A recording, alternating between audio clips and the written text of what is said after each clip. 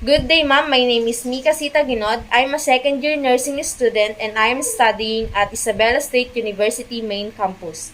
So for today I'm going to demonstrate the proper skin preparation for Caesarean section. So skin preparation, the skin of the operative site and on the extensive area around the site is mechanically cleansed against with an antiseptic solution prior to draping. So before we start this procedure, we need first to perform hand hygiene. The rationale for this is to prevent the contamination and transmission of microorganisms. Next is we need to assemble the materials needed in a sterile prep tray. So these are the materials needed. First is the small sterile basin, the antiseptic solution, the sponges, the gauze pad, sterile gloves, sterile applicators, a forceps, and towels. So we need 2 or more towels in this preparation. After the patient is anesthetized and positioned at dorsal decubitus on the operating room table with underpadding, prepare the client for preoperative abdominal skin prep. This is to actually perform the procedure. First is to expose the skin area to be cleaned by folding back of the sheet.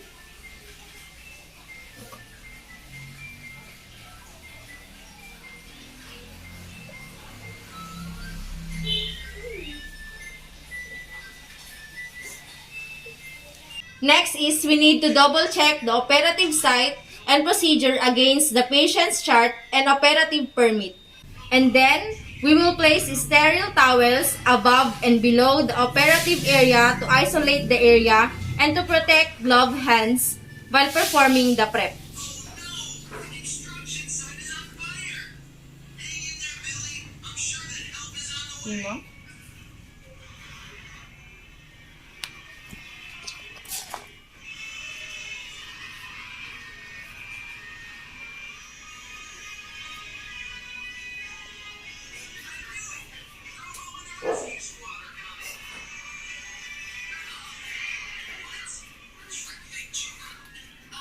Next is don surgical gloves using the open method.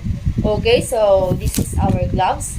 Okay, so make sure that the gloves package has not been contaminated and that the gloves are the proper size, and also we need to place it on a clean and dry surface. Okay, so we will peel back the outer wrapper.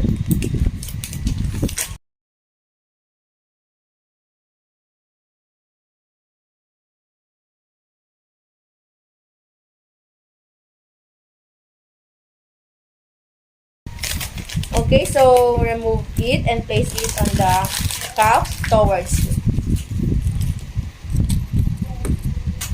Okay, so we need to pull to the side in order to expose the cuffs. And we will glove our non-dominant hand first. Grasp the cuff of the glove on the same side as your non-dominant hand with your dominant hand.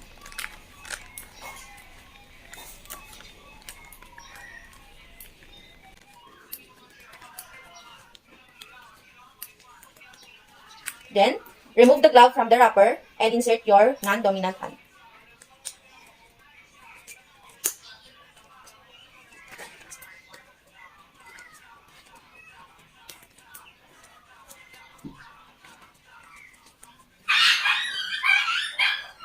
Okay? And then using the glove hand, pick up the remaining glove with hand under the cuff and glove the dominant hand.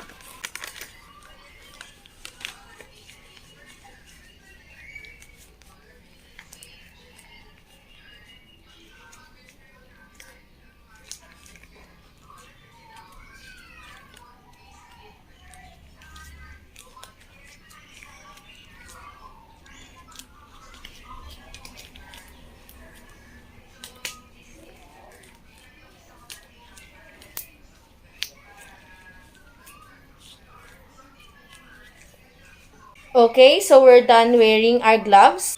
Next is we will wet the sponge with antiseptic solution and then squeeze out the excess.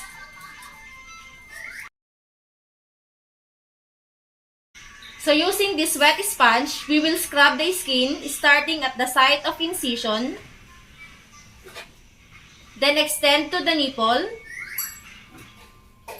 to the mid-tights, and down to the table of the sides, and also to the other sides. With a circular motion in an ever-widening side to the outer portion of the exposed area. Squeeze out the excess. Okay, so starting at the site of incision, then extend to the nipple, to the mid-tights, down to the tables, and also to the other side. You must use sufficient and friction to remove dirt and microorganisms from skin and pores. And then, we need to repeat the scrub with a separate sponges for each round. And scrub it for a minimum of 5 minutes. Okay, so let it dry, and it's up for the surgeon to dry it using a sterile towel. So soiled sponges are discarded into the kick bucket. All unused sponges and those used and discarded into the kick bucket must be removed before the case begins. And after that we will now doff and discard our used gloves. This is to reduce the risk of the transmission of infection. And then we will perform hand hygiene to prevent the transmission of infection among clients. And last is to document any unusual findings to promote the patient's safety, quality of care, and to ensure that the patients get the right care at the right time. Thank you.